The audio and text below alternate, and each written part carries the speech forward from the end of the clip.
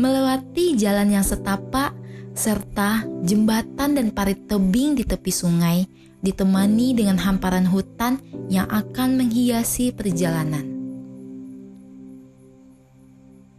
Kesejukan alamnya dan keasliannya yang masih tersaji bersama cuitan-cuitan dan hembusan angin yang menjadi primadona di Sarasah, pesisir selatan. Perpaduan air terjun yang berwarna hijau, tua dan muda seakan-akan menghipnotis pengunjung untuk menceburkan diri dan bermain air di dalam air terjun ini. Konon, Sarasah ini telah menjadi bagian cagar alam yang telah terbentuk dari jutaan tahun lalu.